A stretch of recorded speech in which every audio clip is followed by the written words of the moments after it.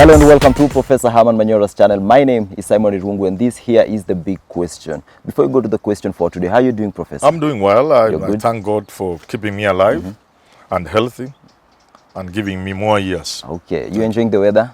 Well, yeah, it's getting a little hot, but we will manage. Do you enjoy swimming?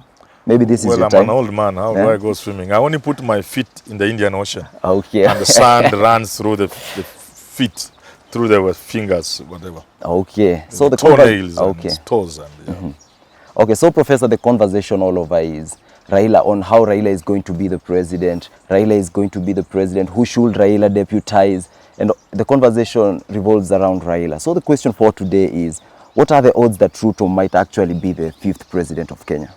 Well, in politics, anything is possible. And talking of Ruto being president cannot be in terms of the odds. Because as things stand now, he's ahead of Raila. If elections were held today, that's the truth. So the question should be, what maybe would he do to ensure he remains at the top? What Raila would do to catch up and bypass Ruto, which I think will happen perhaps. But Ruto is already doing very well. He's doing very well. Yes.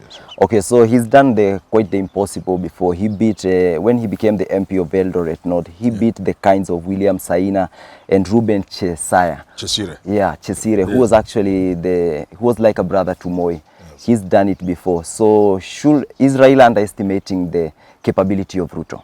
Yeah, I've done a show with Jadel and I said I'm going to do a show on this man Raila to present to the country. Really, do you know Raila? I'm also going to do one on this man, Ruto. Do people even know him? If you underrate Ruto, you must first listen to my clip when I do it. Like you mentioned rightly, to beat Chesire was not a joke.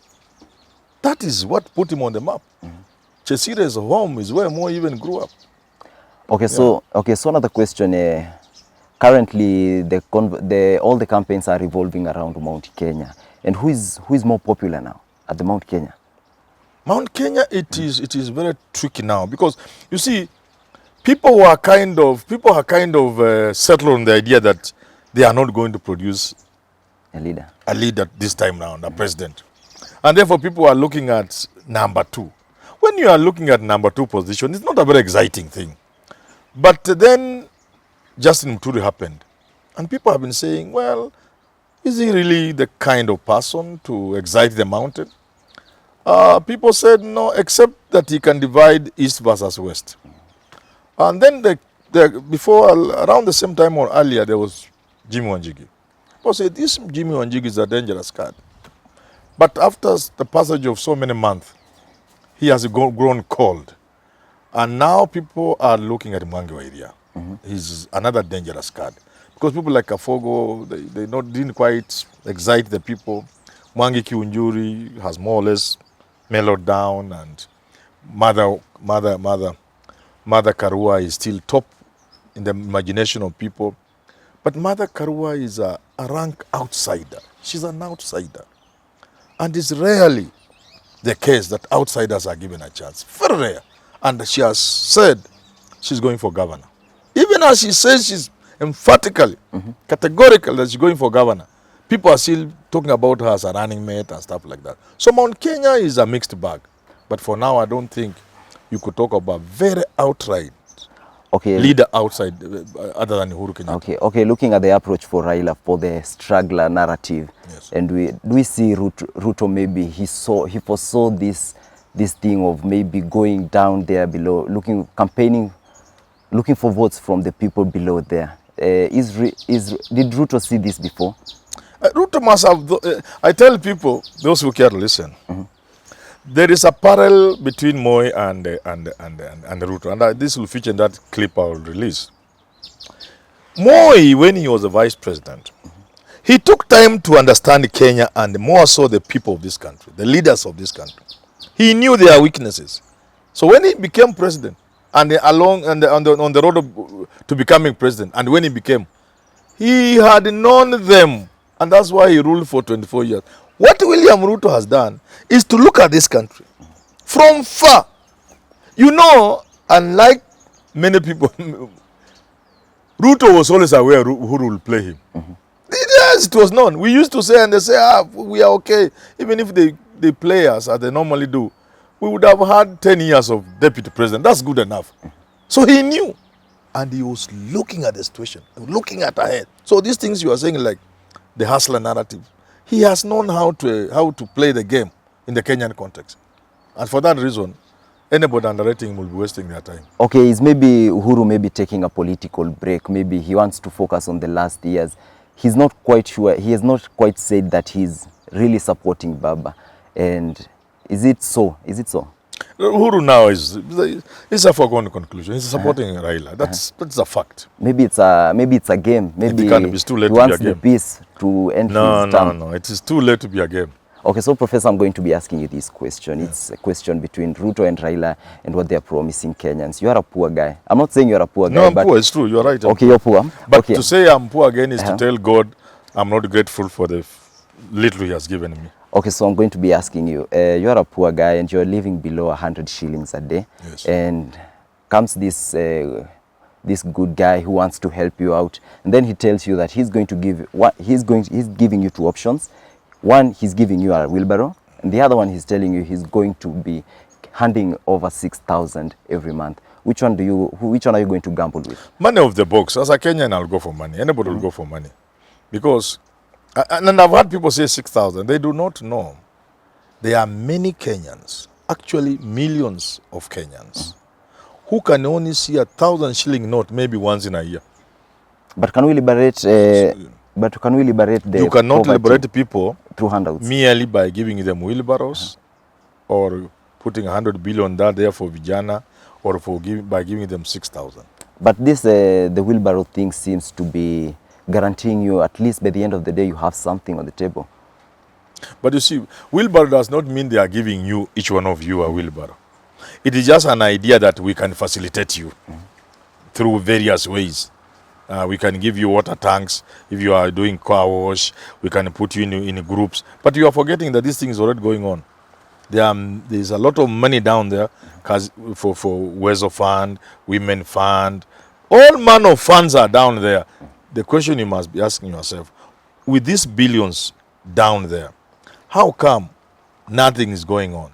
But more fundamental, how come Ruto is coming with this idea of putting money down as if he's doing for the first time when money has been put down there from as long as I don't know when?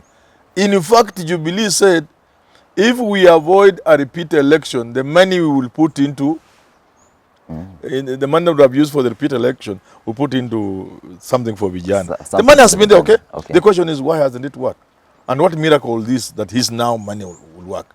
Equally, even the 6 million shillings, government is already trying to give 2,000 to certain categories of vulnerable Kenyans. So there's nothing new there. What we need are creative ideas of how to transform this country. Not handouts, not cash, not empty promises, not rhetoric. Okay. So this guy Ruto, what does he need to do to beat Raila come 2022? Ruto is at the top.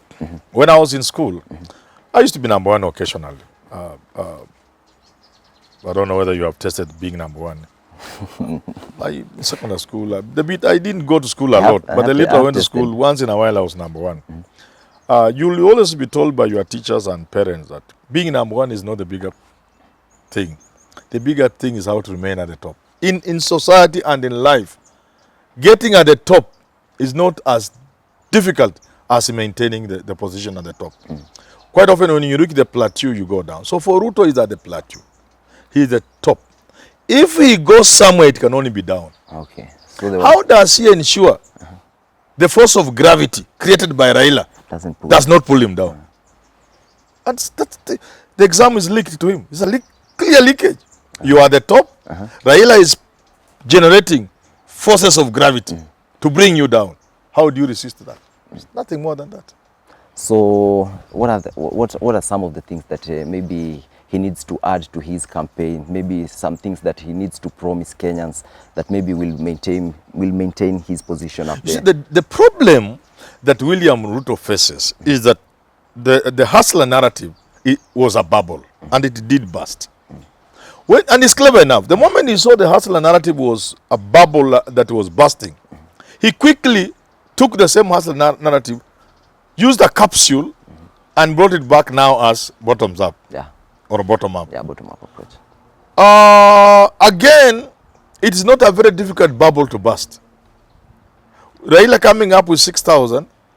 What Uhuru said during Mashujaa Day, if it was well explained to the public, then you'll begin to see what Ruto is promising to do through talk, through rhetoric, through sloganeering.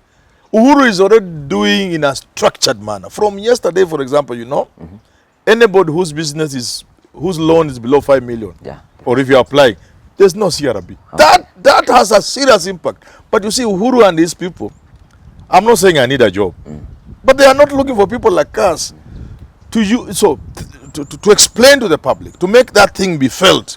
The moment that is felt, with a raft of other measures is put in place, including tariffs on electricity and so on and so forth, by December, Christmas. That alone is a structured way of doing what Ruto is saying he can do without having the legs. You are Ruto, he doesn't have legs on which to stand. It's just sounding nice. But this one is substance, structured, backed by legal regime and regulations, and you know, that kind of thing. Sustainable. Yeah. Okay, we see Ruto having the youth, the like of Ndindi Nyoro, in his campaign. Is this a plus for him?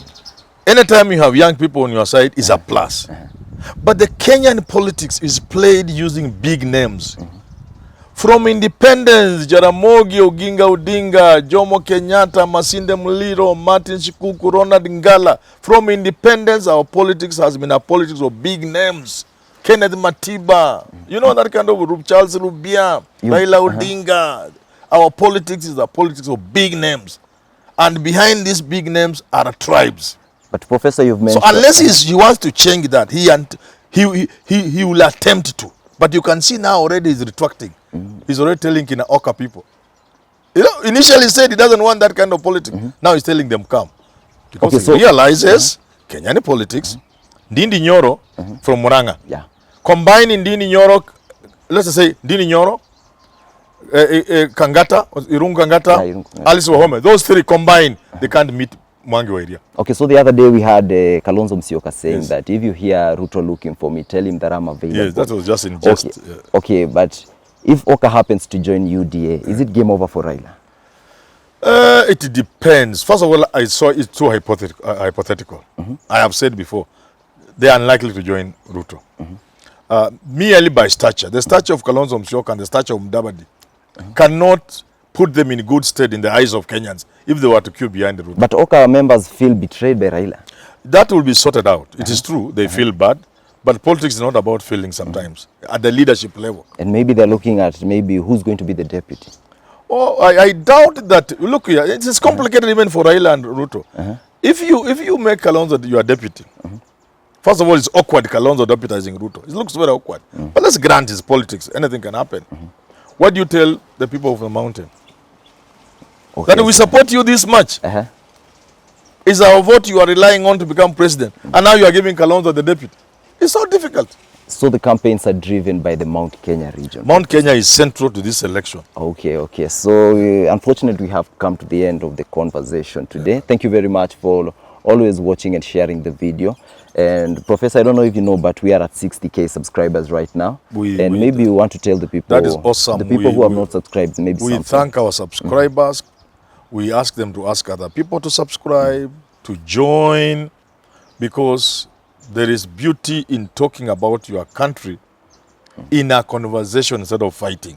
Some of the things we are talking about in this country, in a conversation, in other countries, people are using fists to talk about. So let's talk, let's have a conversation. Let's join, subscribe, and we move together. Okay, so till we have this conversation again, my name is Simon Irungu. Thank you for watching.